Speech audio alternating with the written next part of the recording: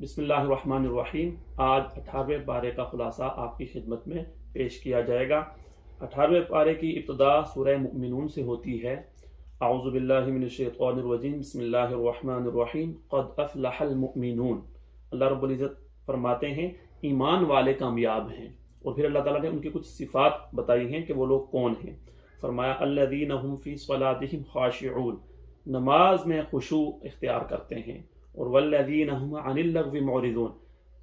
فضول کاموں سے اپنے آپ کو بچا کے رکھتے ہیں، لغویات میں نہیں پڑتے۔ والذین هم للزکاۃ فاعلون، زکوٰۃ پابندی کے ساتھ ادا کرتے ہیں۔ اور والذین هم لفروجہم حافظون، شرمگاہوں کی بہت حفاظت کرتے ہیں۔ الا علی ازواجہم او ما ملکت ایمانہم فانہم غیر ملومین، لیکن چونکہ اللہ نے انسان کے اندر جنسی خواہش کا جذبہ رکھا ہے، وہ حقیقت ہے، نیچرل ہے، اللہ تعالیٰ نے پھر ایک طرف بے حیائی سے روکا تو دوسری طرف اس کا حل بھی بتایا کہ نکاح کرو۔ تو اللہ فرما رہے ہیں کہ ہاں، جو ان کے لیے اللہ نے جائز رکھا ہے اپنی بیویوں کے ساتھ، تو وہ اس میں ان کے اوپر کوئی ملامت نہیں ہے۔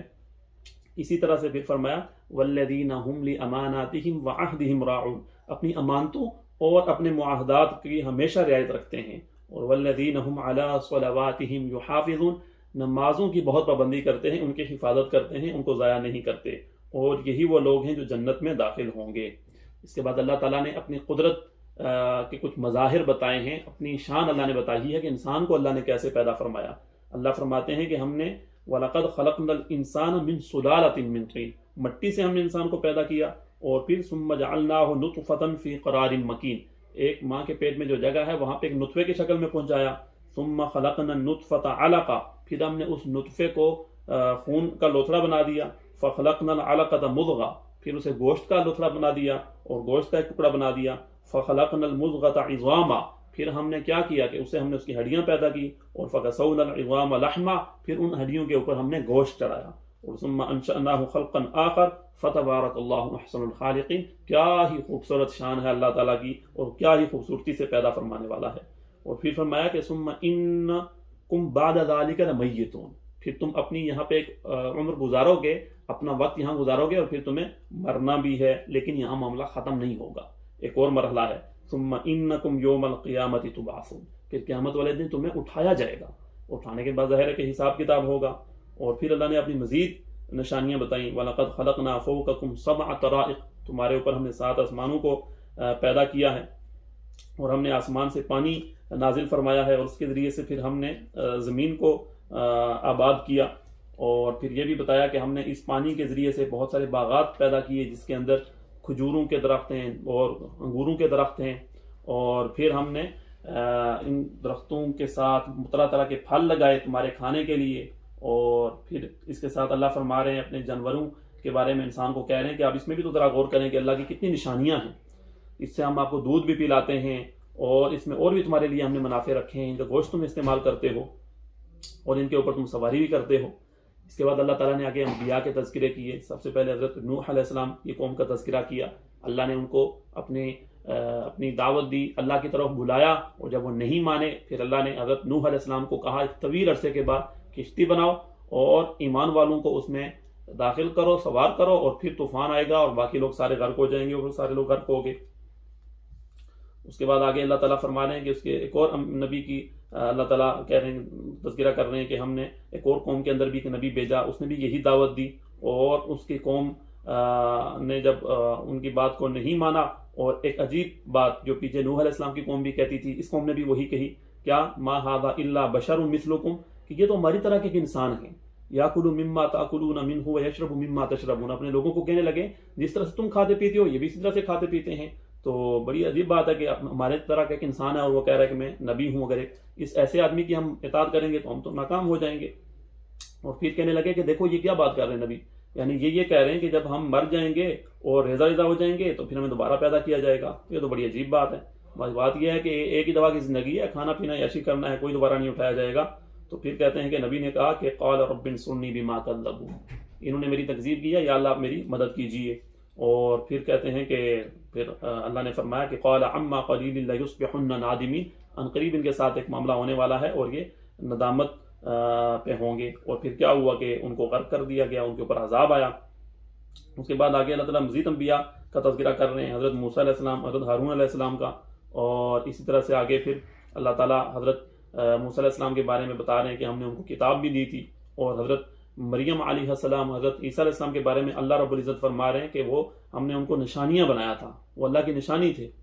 اس کے بعد ایک عام حکم دیا جا رہا ہے جس میں خطاب تو انبیاء کے ساتھ ہے یا ایھا الرسل کے ساتھ ہے، لیکن اس کا حکم تمام مسلمانوں کو ہے، ہم سب اس کے مخاطب ہیں۔ وہ کیا ہے؟ یا ایھا الرسل کلوا من الطیبات واعملوا الصالحات۔ ایک تو آپ پاکیزہ اور حلال چیزیں کھائیں گے، حرام جو چیزیں فی نفس ہی حرام ہیں ان کو بھی نہیں کھائیں گے، خنزیر وغیرہ ہے، جمع ہوا گوشت ہے، اس کو بالکل نہیں کھائیں گے،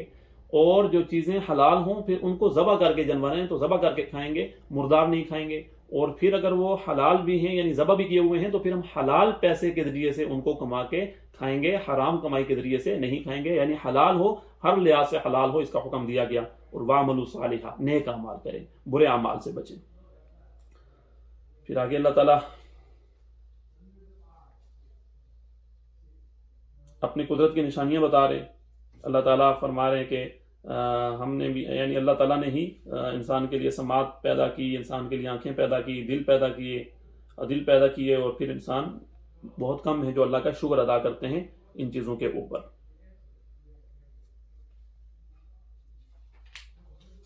اللہ تعالیٰ کہہ رہے ہیں کہ وہی تو ذات ہے جس نے تمہیں زمین میں پھیلا دیا، اور وہی ہے جو کہ زندہ کرتا ہے، وہی ہے جو کہ موت دیتا ہے۔ اور پھر وہ ان کی بات جو پہلے بھی تھی کفار کی کہ ہم جب مردہ ہو جائیں گے اور ریزہ ریزہ ہو جائیں گے تو ہمیں کیسے دوبارہ پیدا کیا جائے گا، تو اللہ تعالیٰ نے فرمایا کہ اللہ تعالیٰ کے لیے کوئی مشکل بات نہیں ہے، اللہ تعالیٰ آسمانوں کا رب ہے، زمینوں کا رب ہے، اور آگے پیچھے بھی یہ بات آئی کہ جب ہم نے پہلی مرتبہ پیدا کیا تو دوبارہ پیدا کرنا ہمارے لیے کوئی مشکل نہیں ہے۔ پھر چونکہ بعض قوموں کا جس طرح سے یہ عقیدہ تھا کہ اللہ کی اولاد ہے، اللہ نے اس کو بھی رد فرمایا، مَتَّخَذَ اللَّهُ مِن وَلَدٍ وَمَا كَانَ مَعَهُ مِنْ إِلَٰهٍ إِذًا لَذَهَبَ كُلُّ إِلَٰهٍ بِمَا خَلَقَ وَلَعَلَىٰ بَعْضُهُمْ عَلَىٰ بَعْضٍ سُبْحَانَ اللَّهِ عَمَّا يَصِفُونَ۔ اللہ کہہ رہے ہیں کہ اللہ کی کوئی اولاد نہیں ہے اور اللہ کے ساتھ کوئی شریک نہیں ہے، کیونکہ اگر ایسا ہوتا تو پھر تو مختلف جو خدا ہوتے وہ آپس میں لڑ پڑتے، لیکن اگر ساری کائنات کا نظام ٹھیک ٹھیک چل رہا ہے تو اس کا مطلب ہے کہ ایک ہی خدا ہے، ایک ہی اس کا مالک ہے۔ پھر آگے یہاں اللہ تعالیٰ نے ایک نقشہ کھینچا ہے کہ جو کفار ہوتے ہیں، جو نیک لوگ نہیں ہوتے، جب ان پر موت آتی ہے تو وہ کیا کہتے ہیں، حتی اذا جاء احدهم الموت قال رب ارجعون، کہتے ہیں کہ ہمیں واپس لوٹا دیجئے، ایک ہمیں چانس دوبارہ دیجئے، لعلی اعمل صالحا فیما ترکت کلا، ہم واپس پیچھے جا کے نیک اعمال کریں گے، ہم موقع ضائع نہیں کریں گے۔ اللہ فرما رہے ہیں انہا کلمۃ هو قائلها، یہ تو ایک ان کی بات ہی ہے۔ اور آگے اللہ تعالیٰ نے کسی دوسری جگہ پہ فرمایا کہ اگر ان کو دوبارہ چانس دے دیں تو پھر دوبارہ یہ آ کے کام کریں گے۔ تو آج ہمارے پاس یہ موقع ہے کہ ہم اس سے فائدہ اٹھائیں، اپنی زندگی سے، اپنے وقت سے، اپنے وسائل سے فائدہ اٹھائیں، تاکہ کل ہم یہ تمنا نہ کریں اور ہم وہ دوسرا اعلان کریں کہ جس طرح سے دوسری جگہ پہ آتا ہے کہ ایمان والوں کو جب ان کا نامہ اعمال دائیں ہاتھ میں دیا جائے گا تو وہ دکھاتے پھریں گے کہ ہا کتاب، جس کا مفہوم یہی ہے کہ یہ ہے میرا نامہ اعمال، اس کو دیکھیے، مجھے تو امید تھی کہ میرے ساتھ ایسا ہوگا، تو تاکہ ہم ان لوگوں میں شامل ہو جائیں۔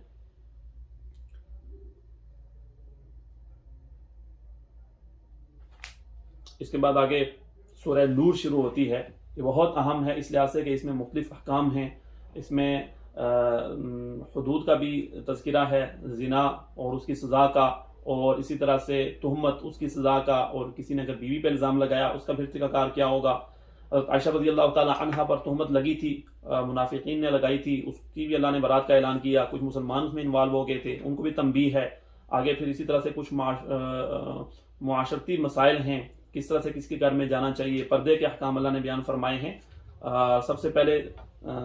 بدکاری کے بارے میں ہے، زنا کے بارے میں اللہ فرما رہے ہیں الزانیۃ والزانی فاجلدوا کل واحد منہما 100 جلدہ، بدکار مرد ہو یا عورت ہو، اگر شادی سے پہلے انہوں نے یہ کام کیا ہے 100 کوڑے ان کو لگیں گے۔ اور کوڑے لگانے والے کو فرمایا کہ ٹھیک ٹھیک کوڑے لگانے ہیں، کوئی رحم دلی تمہیں نہیں آنی چاہیے، تمہیں رحم ان پر نہیں آنا چاہیے، کیونکہ ان لوگوں نے اللہ کی حدود کو توڑا ہے۔ اور جو اس کے لیے جو گواہی درکار ہوتی ہے، اگر وہ گواہی آ جائے تو اس کا مطلب یہی ہوتا ہے کہ جن لوگوں نے یہ کام کیا ہے انہوں نے بہت ہی زیادہ آگے بڑھ کے اور اللہ کی حدود کو پھلانگ کے یہ کام کیا ہے، تو وہ کسی نرمی کے مستحق نہیں ہوتے۔ اور پھر یہ بھی فرمایا کہ وَلِيَشْهَدْ عَذَابَهُمَا طَائِفَةٌ مِّنَ الْمُؤْمِنِينَ، ان کی سزا بند کمرے میں نہ ہو، چوکوں چوراہوں میں ہو، تاکہ لوگوں کے لیے بھی عبرت کا نشان بنے۔ اور پھر والذین یرمون المحصنات ثم لم یأتوا بأربعۃ شہداء، اللہ تعالیٰ کے ہاں اللہ نے انسان کی عزت کی بہت زیادہ حفاظت فرمائی ہے، یعنی اس کے بہت زیادہ احکامات دیے ہیں تاکہ انسان کی عزت محفوظ رہے، کوئی اس پر حملہ آور نہ ہو۔ تو اگر کوئی پاک باز عورتوں کے اوپر الزام لگائے اور پھر 4 گواہ نہ لے کر آ سکے تو فرمایا کہ اس کو بھی 80 کوڑے لگاؤ، اور پھر اس کی گواہی بھی قبول نہیں ہوگی۔ اور اس کے بعد فرمایا کہ جو اپنی بیویوں پر یہ الزام لگائیں بدکاری کا اور پھر ان کے پاس گواہ نہ ہو تو پھر لعان ہوگا۔ لعان کا کیا مطلب ہے؟ مرد بھی قسمیں کھائے گا 5 اور عورت بھی قسمیں کھائے گی۔ 4 قسمیں کھا کے مرد یہ کہے گا کہ اس کی بات سچی ہے، جو وہ دعویٰ کر رہا ہے اس دعوے میں وہ سچا ہے، اور 5ویں مرتبہ کہے گا کہ اللہ کی لعنت ہو مجھ پر اگر میں جھوٹ بول رہا ہوں۔ اور پھر بیوی کی باری آئے گی، بیوی بھی کہے گی اگر وہ اقرار نہیں کرتی، کیونکہ اگر اقرار کر لیتی ہے تو اس کے اوپر تو حد جاری ہوگی، اگر اقرار نہیں کرتی تو پھر وہ بھی قسمیں کھائے گی۔ 4 مرتبہ میں کہے گی کہ باخدا یہ جو دعویٰ کر رہا ہے یہ جھوٹ کہہ رہا ہے، اور 5ویں مرتبہ کہے گی کہ اگر یہ سچ کہہ رہا ہے تو پھر مجھ پر اللہ کا غضب نازل ہو۔ اس کے بعد آگے مسلمانوں کو کہا جا رہا ہے کہ جب تم نے حضرت عائشہ رضی اللہ تعالی عنہ پر تہمت لگی تھی اور تمہیں اس کا علم ہوا تو تم نے کیوں نہیں کہا وقالوا ھذا افک مبین، کہ تم نے یہ کیوں نہیں کہا کہ بھئی یہ تو سراسر بہتان ہے، کیونکہ تم اللہ کے نبی کو جانتے ہو، اللہ کے نبی کی زوجہ محترمہ کو جانتے ہو، تو تمہیں تو صاف صاف کہہ دینا چاہیے تھا کہ یہ بہتان ہے۔ اور پھر یہ بھی فرمایا کہ جب تمہارے پاس یہ بات آئی تھی تو تمہیں کہہ دینا چاہیے تھا وَلَوْلَا إِذْ سَمِعْتُمُوهُ قُلْتُم مَّا يَكُونُ لَنَا أَن نَّتَكَلَّمَ بِهَٰذَا، کہ ہمیں تو اس کا کوئی علم نہیں ہے، سُبْحَانَكَ هَٰذَا بُهْتَانٌ عَظِيمٌ، یہ تو بہت بڑا بہتان ہے۔ یعنی مسلمانوں کو یوں کرنا چاہیے تھا، کیونکہ بعض مسلمان بھی، اصل تو یہ سازش منافقین کی تھی، یہ تہمت انہوں نے اڑائی تھی، لیکن بعض مخلص صحابہ بھی وہ اس میں انوالو ہو گئے تھے، اور اللہ تعالیٰ نے پھر ان کو بھی تنبیہ فرمائی اور کہا کہ یعظکم اللہ ان تعودوا لمثلہ ابدا ان کنتم مؤمنین، آج کے بعد آپ نے ایسا کوئی کام نہیں کرنا۔ اللہ نے آگے اصولی بات فرمائی ان الذین یحبون ان تشیع الفاحشۃ فی الذین آمنوا لهم عذاب علیم، کہ جو لوگ یہ چاہتے ہیں کہ ایمان والوں میں فحاشی اور عریانی پھیلے، ایسے لوگوں کے بارے میں کہا کہ دنیا میں بھی ان کے اوپر عذاب ہوگا اور آخرت میں بھی تو ان کو عذاب ملے گا ہی ملے گا۔ اور پھر مسلمانوں کو یہ کہا جا رہا ہے کہ شیطان کے قدموں کی پیروی نہ کریں، یہ تمہارا کھلا دشمن ہے۔ حضرت ابوبکر صدیق رضی اللہ تعالی عنہ، جو کہ حضرت عائشہ رضی اللہ تعالی عنہ کے والد محترم ہیں، اپنے ایک رشتہ دار تھے ان کے حضرت مستہ رضی اللہ تعالی عنہ، ان پر وہ خرچ کیا کرتے تھے۔ تو جب یہ حضرت عائشہ رضی اللہ تعالی عنہ پر تہمت لگی تو حضرت مستہ بھی وہ بھی اس میں انوالو ہو گئے تھے اور ان سے بھی یہ غلطی ہوئی تھی۔ تو اس پر حضرت صدیق اکبر رضی اللہ تعالی عنہ نے قسم کھائی تھی کہ میں آئندہ ان کے اوپر خرچ نہیں کروں گا۔ اللہ تعالیٰ نے تنبیہ کی ہے حضرت صدیق اکبر رضی اللہ تعالی عنہ کو کہ اگر اللہ نے آپ پر فضل کیا ہے، اللہ نے آپ کو مال دیا ہے، تو آپ یہ قسم نہ کھائیں۔ وَلَا يَأْتَلِ أُولُو الْفَضْلِ مِنْكُمْ وَالسَّعَةِ أَنْ يُؤْتُوا أُولِي الْقُرْبَى وَالْمَسَاكِينَ وَالْمُهَاجِرِينَ فِي سَبِيلِ اللَّهِ وَلْيَعْفُوا وَلْيَصْفَحُوا، کہا جا رہا ہے کہ بھئی معاف کر دیں، چونکہ انہوں نے بھی اپنی غلطی کا اعتراف کر لیا تھا، اور تو اللہ تعالیٰ حضرت صدیق اکبر رضی اللہ تعالیٰ عنہ کو کہہ رہے ہیں کہ آپ معاف کریں، اور کیا آپ نہیں چاہتے کہ اللہ آپ کو معاف کرے؟ تو اگر آپ یہ چاہتے ہیں اللہ آپ کو معاف کرے تو آپ ان کو بھی معاف کریں اور ان کے اوپر خرچ بھی کریں، اور پھر انہوں نے ان کا خرچہ بحال کر دیا تھا۔ اس کے بعد فرمایا کہ جو لوگ پاک باز اور بھولی بالی مسلمان عورتوں کے اوپر اس طرح کی تہمت لگاتے ہیں تو ان پر دنیا اور آخرت میں لعنت ہے، اور ان کے لیے دردناک اور بڑا عذاب بھی ہوگا۔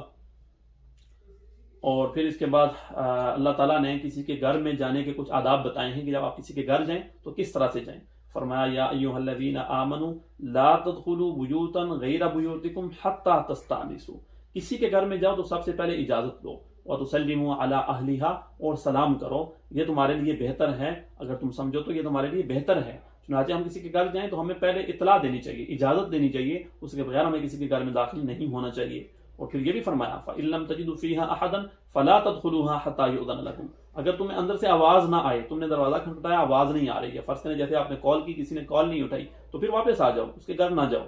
اور اگر تمہیں یوں کہا جائے وَإِن قِيلَ لَكُمُ ارْجِعُوا فَارْجِعُوا هُوَ أَزْكَىٰ لَكُمْ، کتنا اہم حکم ہے کہ اگر تم کسی کے گھر جاؤ، دروازہ کھٹکھٹاؤ اور اندر سے آواز آئے کہ آپ واپس چلے جائیں، ابھی نہ آئیں، یا اسی طرح سے آپ نے کسی کو کال کی اور آپ نے کہا کہ میں آ رہا ہوں، اور آپ کو کہا جائے کہ آپ فی الحال نہ آئیں، اب مصروف ہیں یا کسی بھی وجہ سے، تو آپ کو برا نہیں منانا چاہیے، آپ واپس چلے جائیں۔ اور یہ پاکیزگی ہے اس میں، تمہارے لیے بھی اور اس کے لیے بھی۔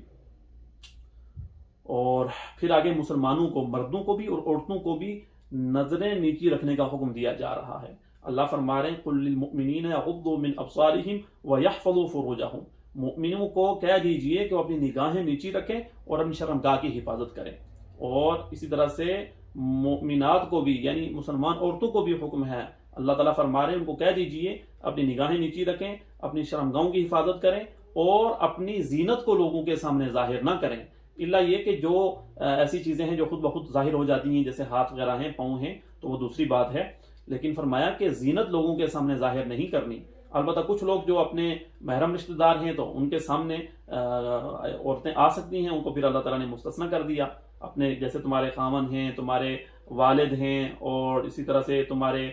بچے ہیں، تمہارے بانجے ہیں، بتیجے ہیں، فرمایا کہ ان کے سامنے عورتیں آ سکتی ہیں، لیکن وہاں پہ بھی وہ وقار کے ساتھ ہوں گی اور اپنی زینت کو ظاہر نہیں کریں گی اس طرح سے کہ کہیں فحاشی اور عریانی کا اس میں اندیشہ ہو، ایک وقار کے ساتھ رہیں گی۔ باقی فرمایا کہ وَلَا يَضْرِبْنَ بِأَرْجُلِهِنَّ لِيُعْلَمَ مَا يُخْفِينَ مِنْ زِينَتِهِنَّ، کتنا اللہ تعالیٰ نے پردے کے احکام کو واضح کر کے بیان فرمایا ہے تاکہ عورتوں کی عزت، ناموس، اس کی حفاظت ہو سکے اور معاشرے میں بے راہ و روی نہ ہو۔ فرمایا کہ عورتیں اپنے پاؤں کو بھی زور سے زمین پر نہ ماریں تاکہ ان کی پاؤں کی پازیبا کی جو چھنکار ہے اس سے کسی کے دل میں کوئی ایسی خواہش پیدا نہ ہو اور تاکہ ان کے اوپر کوئی نظر نہ رکھے۔ اسی طرح سے چونکہ اللہ نے ایک طرف ان چیزوں سے منع کیا ہے اور دوسری طرف یہ فطری جذبات ہیں انسان کے اندر، تو اللہ نے نکاح کا حکم دیا ہے تاکہ پاکیزہ طریقے سے انسان کی یہ خواہش پوری ہو، اور فرمایا کہ نکاح کرو۔ اب جب نکاح کی بات آتی ہے تو عام طور پر کیا ہوتا ہے، لوگوں میں ہوتا ہے کہ ابھی تک ہم پاؤں پہ کھڑے نہیں ہیں اور ہمارے پاس وسائل نہیں ہیں، تو اللہ نے فرما دیا ان یکونوا فقراء یغنیہم اللہ من فضلہ، اللہ تعالیٰ آپ کو انشاءاللہ غنی کر دے گا، اللہ آپ کو مال دے گا، آپ شادی کا عزم کریں، اور شادی میں پاکیزگی ہے۔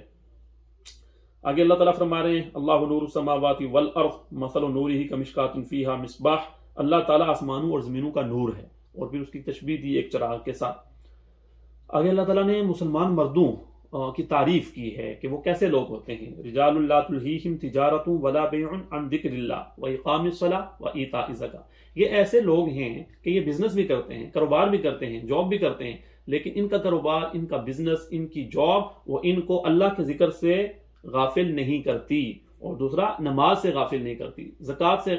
ان کو غافل نہیں کرتی، یعنی یہ اپنے کاروبار بھی کرتے ہیں، جاب بھی کرتے ہیں، دنیا کے معاملات بھی کرتے ہیں، ساتھ اللہ کا ذکر بھی کرتے ہیں، نمازوں کا بھی اہتمام کرتے ہیں، زکوٰۃ بھی ادا کرتے ہیں، ان سے وہ غافل نہیں ہوتے۔ اللہ نے فرمایا ان کو اللہ تعالیٰ ڈھیر اجر عطا فرمائے گا۔ اور پھر جو کافر ہیں ان کے اعمال کی اللہ تعالیٰ نے بڑی زبردست مثال دی کہ جو لوگ کافر ہیں والذین کفروا اعمالهم کسراب بقیعۃ یحسبہ الظمآن ماء، کہ ان کے جو اعمال ہیں وہ سراب کی طرح ہیں، جس طرح سے صحرا کے اندر آپ جب دیکھتے ہیں ریتلے علاقے میں دور آپ کو ریت چمکتی ہوئی نظر آتی ہے تو آپ سمجھتے ہیں کہ یہ پانی ہے، اس کو سراب کہا جاتا ہے، اور جب اس کے پاس جاتے ہیں تو آپ کو پتہ چلتا ہے کہ کچھ بھی نہیں تھا۔ تو کہا کہ کفار کے جو اعمال ہیں یہ اس طرح ہیں، یعنی ان کی کوئی حیثیت نہیں ہے، ان کو آخرت میں کوئی فائدہ نہیں ہوگا۔ اس کے بعد آگے اللہ تعالیٰ نے مسلمانوں کے بارے میں بتایا کہ وہ کیا کہتے ہیں جب ان کے پاس دعوت آتی ہے، نبی کی دعوت آتی ہے تو ان کا آگے سے کیا جواب ہوتا ہے، انما کان قول المؤمنین اذا دعوا الی اللہ ورسولہ لیحکم بینہم ان یقولوا سمعنا واطعنا، کہتے ہیں ہم نے سن بھی لیا اور ہم اس کی اطاعت بھی کریں گے۔ اس کے مقابلے میں یہود کا کیا تھا کہ جب ان کے پاس دعوت آئی یا ان کو جب نصیحت ہوتی تھی سمعنا وعصینا، اس کے مقابلے میں مسلمان کیا کہتے ہیں، سمعنا واطعنا، ہم نے سن لیا اور ہم اس کے اوپر عمل بھی کریں گے۔ چونکہ مسلمانوں کو پیچھے جیسا کہ اس کا تذکرہ آ چکا ہے، یہ حکم ہے کہ جب وہ کسی کے گھر میں جائیں تو اجازت لے کے جائیں اور اس کے بعد کسی کے گھر میں داخل ہوں۔ تو اپنے گھر میں اس کی ضرورت نہیں ہوتی، آپ اپنے گھر میں جب ہیں اپنے گھر والوں کے ساتھ آنا جانا ہوتا ہے، تو اس میں بعض اوقات یہ تھا کہ کچھ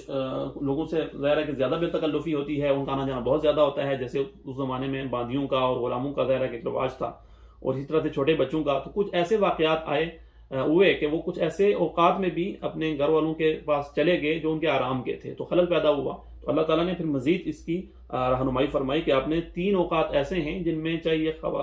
باندیاں ہوں یا غلام ہوں یا چھوٹے بچے ہوں، انہوں نے احتیاط کرنی ہے، اندر جانے سے احتیاط کرنی ہے، اسی طرح سے بے دھڑک۔ اور وہ اوقات کون سے ہیں؟ اللہ نے فرمایا یا ایھا الذین آمنوا لیستأذنکم الذین ملکت ایمانکم، تمہارے غلام باندیاں، والذین لم یبلغوا الحلم منکم 3 مرات، اور چھوٹے بچے 3 اوقات میں یہ خصوصیت کے ساتھ فرمایا کہ اجازت لے کے جائیں، اسی طرح سے نہ جائیں۔ وہ کون سے اوقات ہیں؟ من قبل صلاۃ الفجر، فجر سے پہلے کا وقت، وحین تضعون ثیابکم من الظہیرہ، اور ظہر کے وقت جب تم آرام کے لیے کپڑے وغیرہ اضافی اتار دیتے ہو، ومن بعد صلاۃ العشاء، اور عشاء کے بعد. یہ تین اوقات پرائیویسی کے اوقات ہوتے ہیں. تو اس میں گھر کے افراد بھی، بچے بھی اور غلام باندیاں بھی اگر داخل ہوں تو وہ بھی اجازت لے کے، تاکہ پھر ایک دوسرے کو شرمندگی نہ دیکھنی پڑے. اور فرمایا کہ جب بچے بڑے ہو جائیں، نابالغ نہ رہیں، تو پھر ان کو بھی اجازت لے کے جانا چاہیے.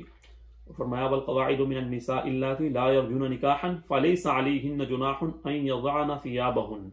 جو عورتیں بوڑھی ہو جائیں، جن کے اندر اب جنسی خواہش نہ رہے، ان کو نکاح کی طلب نہ رہے، تو وہ کچھ کپڑے جو اضافی ہیں وہ اتار سکتی ہیں. مثال کے طور پر جیسے دوپٹہ وغیرہ ہے، اور اس طرح یہ وہ اتار سکتی ہیں. اس کے اتار کے بھی وہ لوگوں کے سامنے آ سکتی ہیں. لیکن اللہ تعالیٰ نے فرمایا کہ غیر متبرجات بزینہ، بے شک بوڑھی ہوں، ان میں اب نکاح کی خواہش باقی نہیں رہی، لیکن پھر بھی وہ اس طرح سے اپنی زینت کو بہت زیادہ لوگوں کے سامنے ظاہر نہیں کریں گی. تو اس سے پتہ چلتا ہے کہ جو خواتین جوان ہوں اور جن میں ابھی اللہ تعالیٰ کا ایک نظام ہے، ابھی تک ان میں نکاح کی خواہش باقی ہو، ان میں کشش ہو، تو ان کو کتنا زیادہ اہتمام کرنا چاہیے اپنے پردے کا، اور لوگوں کے سامنے آنے سے پہلے کتنا ان کو اپنے آپ کو ڈھانپ کے رکھنا چاہیے.